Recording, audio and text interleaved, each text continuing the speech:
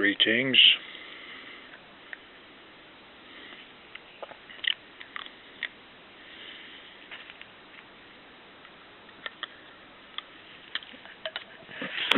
Out of the blue, number 5.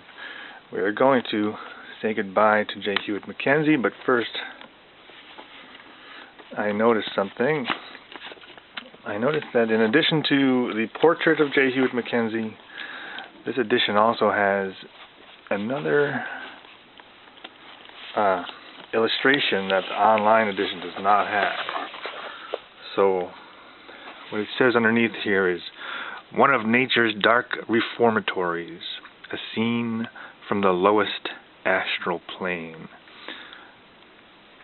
And what you have is this deep kind of canyon, and you have these people mingling about on the floor of this canyon, dark, kind of, in shadow. And at the top of the canyon there's more of a shining person, and climbing up the walls is some people who are apparently trying to improve themselves in some way. And this is talked about in the text. And if anybody is interested in reading along, the stuff I'm talking about pretty much starts at chapter 8, Laws Operating in the Spirit Spheres. So the topic of this video zine, or this vi-zine as I like to call it, is partially spiritualism. So the topic is not exactly magic history, but the setting is magic history. And so for the people observing for magic history reasons, I will point out this extremely interesting passage, Houdini's demonstration of dematerialization. It says, "While the author stood adjacent to the tank during the dematerialization process, a great loss of energy was felt by him, such as is usually experienced by sitters in materializing seances who have a good stock of vital energy. As in such phenomena, a large amount of energy is required. Dematerialization is performed by methods similar in operation to those in which the psychoplastic essence is drawn from the medium." So this is J. Hewat McKenzie, who was caught in fraud. But he says some very interesting things about the spirit spheres. We're going to go from J. Hewat McKenzie. We're going to transition to Hereward Carrington, another associate of Houdini, contemporary of Houdini. This is a book called The Invisible World, Experiences Out of a Lifetime of Psychical Research by Hereward Carrington. Now, Chapter 10, How Spirit Pictures Are Faked. Third paragraph. Spirit photography, so-called, has a long and interesting history. It goes back 80 years to William H. Mumler of Boston, who was prosecuted for fraud in 1868. He was followed by, and then there's a list of spirit photographers, and many others. All these mediums were caught at one time or another in their varied careers in deliberate fraud. Several of them were prosecuted. So let's take a look at Hereward Carrington now. Hereward Carrington himself, right there. And if you read about him, he's referred to as either a naive believer or a fraudulent hoaxer. So either he was fooled. The same can be said for J. Hewat McKenzie. Either he was fooled, or he was in on it and he was trying to fool you.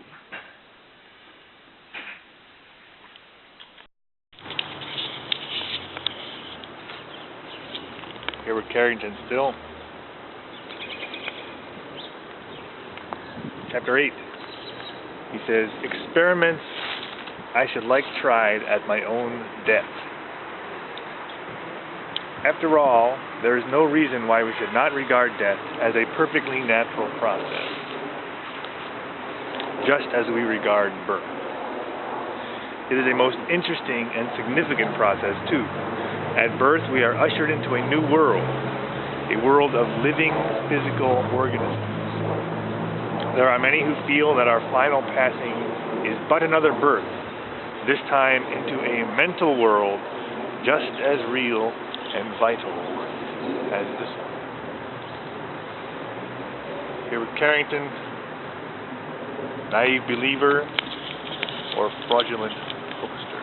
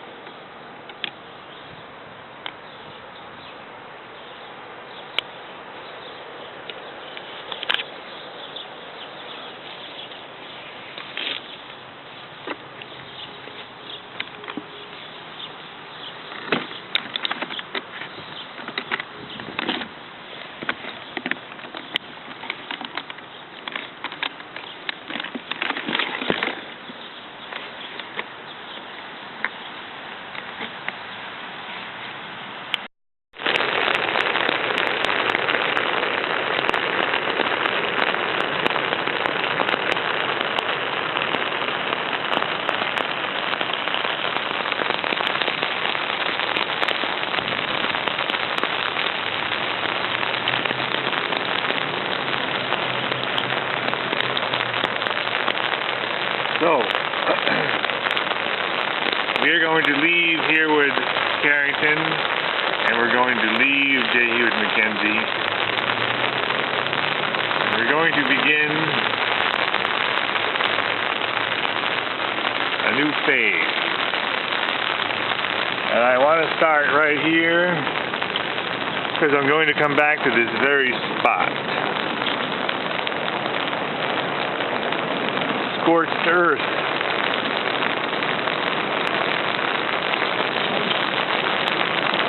A rainy day, April showers, bringing May flowers. We're going to come back to this spot. We're going to come back to this spot all summer. And it's still only spring. So as we leave Hereward, Carrington and Hewat, McKenzie, we're going to talk to this person.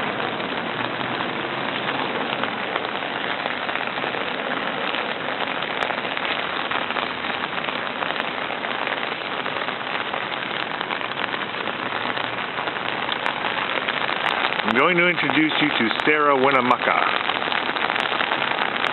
This is Sara Winnemuca.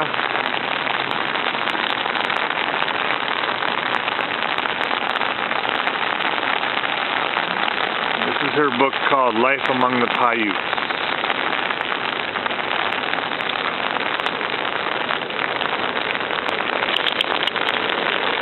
We'll be getting to this more later. First,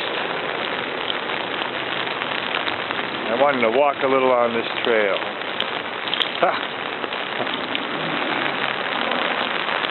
Because I'm going to walk on this trail throughout the summer. Big puddle, that's far enough. And I left my book on the thing. Very bad. Let's not leave the book out in the rain.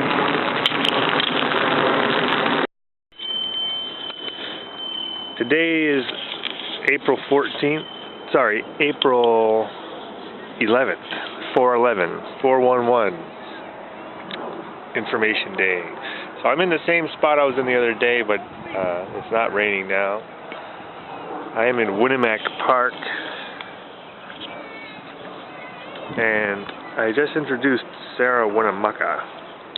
But I also want to point out this little path here. Because we're going to be looking at this path all summer, and it's hard to believe what this looks like later, because this is a recreated prairie grass that they have, and they burn it in the spring. So they just burned it the other day, last week, and what happens here is all these different flowers come up throughout the whole summer. So it'll turn like all yellow for a while, all purple. It's really extraordinary. So I'm going to come back to this spot. So I'm going to read some Sara Winnemuca in Winnemuca Park. I showed you her picture.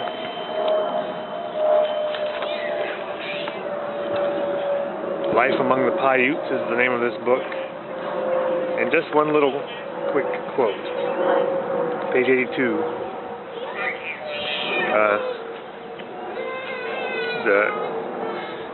It says, quote, "They said, it's too bad that he went off this morning. You and he might be the means of saving us. Can you speak to them on paper?" They're asking her if she can speak to them on paper, meaning can she write them a letter. She says, "I have nothing to write with. I have no ink. I have no pen." And they said, "Oh, take a stick, take anything. Until you talk on that paper, we will not believe you can talk on paper." And she says, "I said, make me a stick with a sharp point and bring me some fish's blood." They did as I told them, and I then wrote, saying, "Honorable Sir, my brother is not here. I am looking for him every minute. We will go as soon as he comes in. If he comes tonight, we will come sometime during the night. Yours, Sara Winnemuca." The idea of talking on paper. Well, first of all, the idea of writing a letter with a stick and fish's blood. Quite interesting. The idea of talking on paper. So if you think about that, this book then becomes her talking to us on paper, right? And so let's look at Sara Winnemuca again. Let's look at the park. This is the prairie grass too. All that burn stuff looks dreary. Just wait a couple months, and let's get Sara Winnemuca in the shot again, and we'll come back tomorrow.